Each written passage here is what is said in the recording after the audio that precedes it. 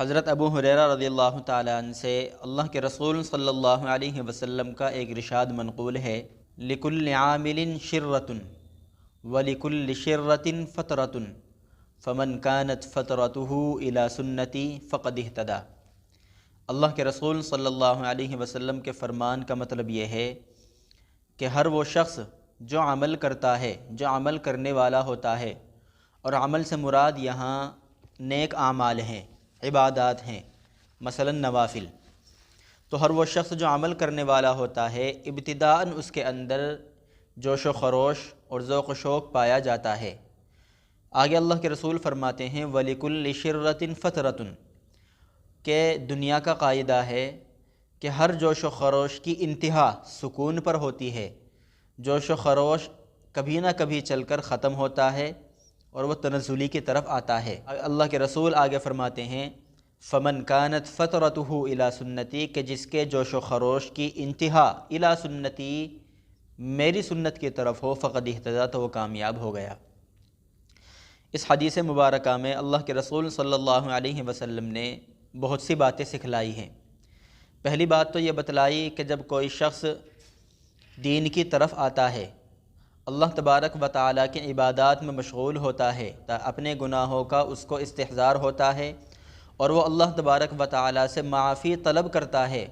تو اس وقت اس کے اندر ایک عجیب قسم کا جوش و خروش اور ذوق و شوق پایا جاتا ہے، اور جب وہ جوش کے ساتھ اور شوق کے ساتھ عبادات کرتا ہے، اللہ تبارک و تعالیٰ سے معافی طلب کرتا ہے، دعائیں مانگتا ہے، تو اس کو ان تمام اعمال کے اندر ایک کیفیت نصیب ہوتی ہے، مزہ آتا ہے، لطف آتا ہے۔ اللہ کے رسول صلی اللہ علیہ وسلم فرماتے ہیں کہ یقیناً اس جوش و خروش اور ذوق و شوق کی حالت میں اس کو عبادات میں مزہ آ رہا ہے، لیکن ایک حالت ایسی بھی آتی ہے کہ جب یہ ذوق و شوق اور یہ جوش و خروش کم ہوتا ہے تو اس وقت بندے کو عبادات میں اس قدر مزہ نہیں آتا جو ذوق و شوق کی حالت میں آتا ہے، اور اس وقت بندے کے دل کے اندر یہ خیال ہوتا ہے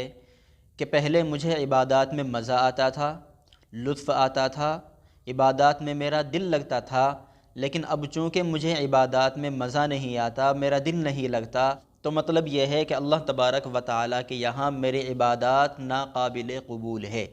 اللہ کے رسول صلی اللہ علیہ وسلم فرماتے ہیں کہ یہ گھبرانے والی کوئی بات نہیں ہے،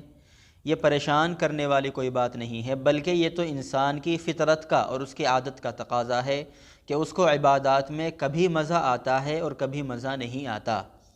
البتہ انسان کو اتنا ضرور کرنا چاہیے کہ جب اس کا ذوق و شوق عبادات کے تعلق سے کم ہو تو کم از کم وہ اتنا عمل کرتا رہے کہ جو میری سنت کے مطابق ہو۔ ایسا نہ ہو کہ وہ عبادات میں مزے کے نہ آنے کی وجہ سے عبادات ہی کو ترک کر دے، یہ غلط ہے۔ اتنا عمل ضرور کرتا رہے کہ جو اللہ کے رسول صلی اللہ علیہ وسلم کے طریقے کے مطابق ہو۔ جس شخص نے یہ کام کر لیا تو وہ کامیاب ہو گیا۔